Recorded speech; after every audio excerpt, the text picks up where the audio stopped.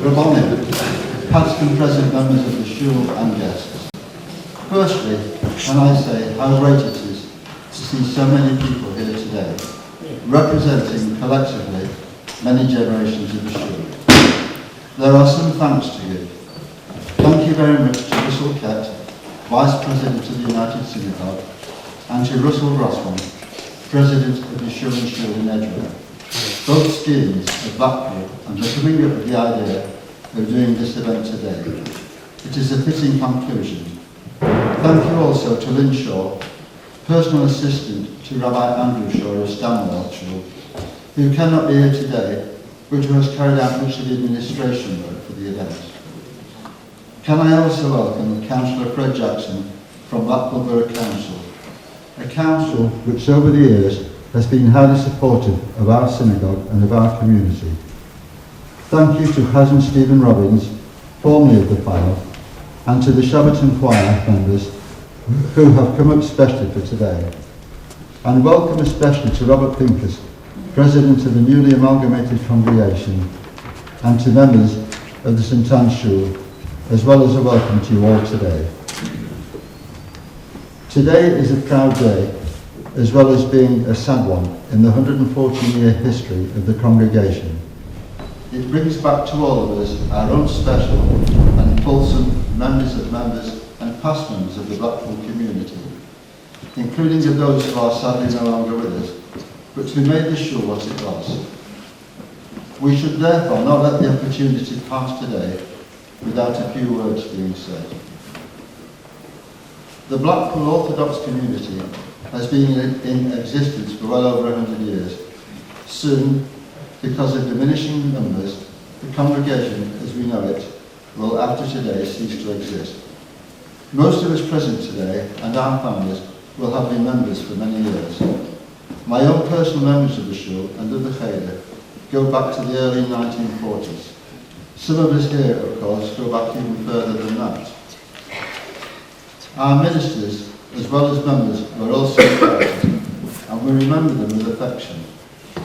Collectively, many of us remember the Reverend Daniel Kaplan and Mrs. Kaplan, Reverend David Garner, Reverend Cyril Brusmowski, Rabbi Benjamin Rabinovich, Rabbi Saunders, who of course we are delighted to see back here today, and our longest serving minister, Rabbi David Brownell, who together with Helen served us for 26 years, and whom it was a pleasure to see in our shul yesterday for a very well attended service, our last service. From its founding years, the shul has been fortunate to have many highly committed members.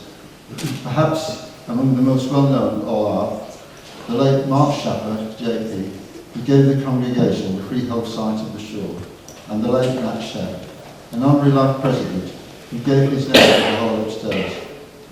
Many of us remember with affection those families who were active throughout the shul during its long history.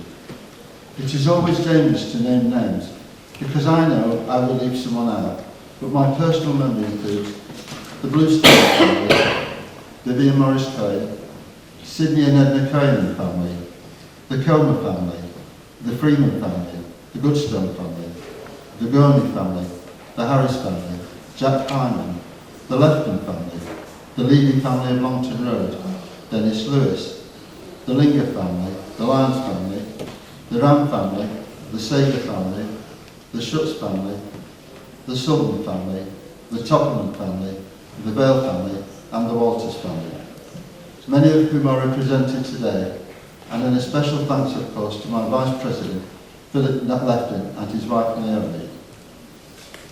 In my early days, Mr. Fisher was the shamus. He wore a black gown and a top hat, and when the ark was opened, he controlled the heavy red cord barring the way to your seat, and you were not allowed to pass until the ark was closed.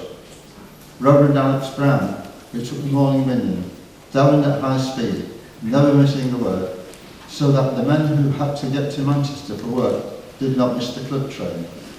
The executive all wore top hats, both Shabbat and Yom Tov. We also had our own shechita, butchers, bakers, delicatessen, and kosher hotels, all supervised by the shul. Nat Sheff, who was one of the founders of the shul, our most close on the executive at one time or another, and I particularly remember him giving all the Cheder children a silver sixpence at Hanukkah. I believe at one time we had more than 75 children in the Cheder. Yes, there are many names and more to mention, too many to mention, that we all have our memories of. Cheder was 3 times a week. My late brother Lawrence and I came to shul in the war years by bus and tram. These days you would not be happy to allow children under 10 out in the dark at all, of course. My 2 main memories as a child are of sitting on tip-up seats at the side of the shul on Yom Tov, when the Sifrei Torah were carried up to the door. We had to squeeze up to let them pass.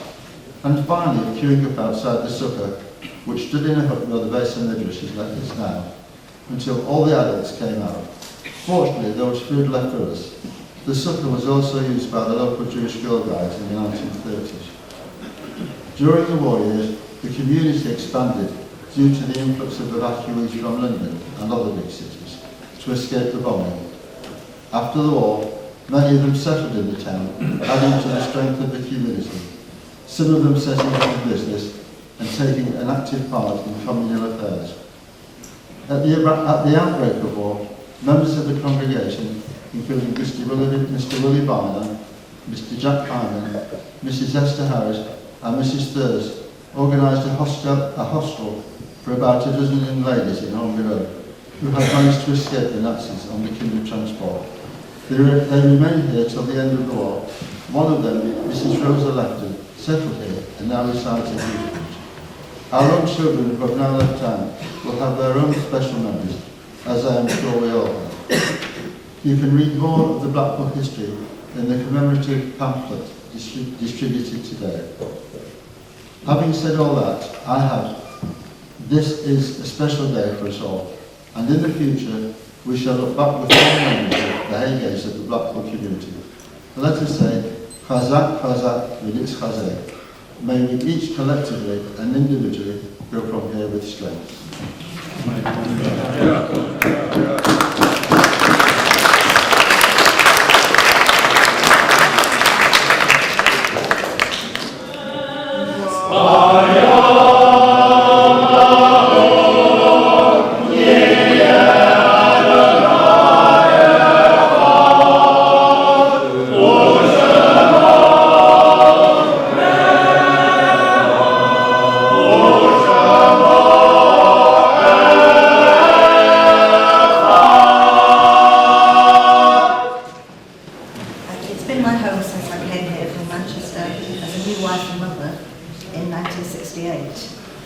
I became interested in its history when we joined the shul, and I became a member of the Ladies' Guild. I'm trying. I became a member of the Ladies' Guild, hoping to make new friends. Anne Futter was our chairman, and Anne had the idea of a shul magazine, and we called it File of Jewish Life. I volunteered to jointly edit it with Anne Futter, the late Ray Berman, Barbara Dee, and Irene Grossman. As I sat down all those years ago to think of ideas which would be of interest to our readers, and we sent the magazine to 200 families every month, I amassed pages of names, facts and figures, and my imagination painted a colourful picture. The life of Blackpool as a holiday resort began over 150 years ago, and Jewish traders came from Leeds and Manchester and elsewhere to open stalls during the summer months. The first settlers actually arrived between 1850 and 1880. The turn of the century brought families who opened boarding houses and others who had stalls on the promenade. I'm going to have to miss a few bits out because it's already been said by other people. There was an open-air market where we now find British home stores, and the market was the beginning of many Jewish businesses. There was even a Jewish cabin, old Laban Horowitz, a colourful character with wonderful gingery beard and flowing moustache. He had a cap, typically Russian, and he hardly spoke a word of English. He had a cab and horses which he stabled on a farm at North Shore, and his wife kept a boarding house in General Street. Such was the influx of Jews that, after praying in each other's homes, in 1908, a handful of men decided to establish a small shul in Springfield Road, consecrated by the chief rabbi at the time, Dr. Adler. I'm going to miss a few bits out because I don't want to repeat what other people have said. Have to forgive me. Slowly but surely, from 60 families, it was getting larger and larger. And in 1912, a building fund was launched for a shul to seat 400 people. These stalwart and optimistic men foresaw the growth of a large community. This site chosen on Rates Estate, then I imagine just empty fields, Mr. Mark Schaffer, JP, paid for the land and gifted it to the congregation. Except for one or two people, the majority of the 70 congregation were working class folk, but with optimism, hard work and funds of only £170, they pledged themselves to build this new building within 10 years. It was wartime, yet the new building was built between 1913 and 1916, only 3 years. It was consecrated by Dr. Hertz, who was then Chief Rabbi, in 1916. These pioneering families were the most hospitable of folk. Some of you may remember or have read about the influx of Belgian refugees who came to escape the German invasion from their country. That was 1915 to 1917. Helpful committees were organised to provide the new immigrants with food, clothing, housing and work. Solomon Fisher was a shamus and poultry dealer for 40 years, and his wife Sarah was prominent amongst the helpers. These pioneers also were the founders of the first Jewish cemetery in Leighton. The Kafir Kadisha was formed in March 1915. Mr. A. Jeffrey was the first chairman, and members paid 2 pennies per week. The Tahara House and Prayer House in Leighton was donated by Mr. Jack Hyam. I've seen the Hyam name on these windows today. Jumping the years to 1940, it was another such invasion, this time of German refugees who came to escape Hitler, and they settled all over the Fylde. I believe we still have a small number of members who were evacuees, and they remained after World War II to make their homes here. I've also heard that there was at one time a Jewish school in Bethesda Square on Central Drive. A few pioneers made their homes in St Anne's, where they began their services in an army hut, which they later converted to a shul. It's a remarkable coincidence that both Blackpool and St Anne's built or founded shuls in wartime. One gentleman's name will be forever remembered in Blackpool, since the Nathan Sheff Hall bears his name. The late Maurice Zand, who used to write short stories for newspapers and was secretary for the shul for many years, wrote the following words about Nathan Sheff. He said, Arnott had no other interest outside his well-known jeweller's shop in Talbot Road, which often resembled a communal centre itself.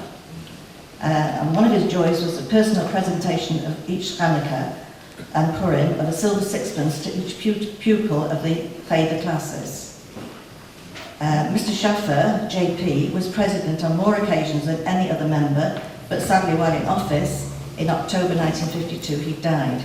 He was known to have performed noble work for the welfare and progress of the congregation throughout his life, until the day of his death, including, of course, providing the land on which our synagogue now stands. I say with pride that there have been a fair number of Blackpool Jewish JPs over the years. I don't want to name them in case I miss someone out. Sadly, I noted in the last issue of File Jewish Life that Mr. Zand died in March 1973, while on a 3-month visit with his wife to see their 2 married daughters in Israel. I wrote this article for the Diamond Jubilee brochure with the help of Mr. Zand's articles, and my final paragraph said, "It will be most interesting to reread this article in the year 2000 and see just how much a further 25 years will have altered the congregation."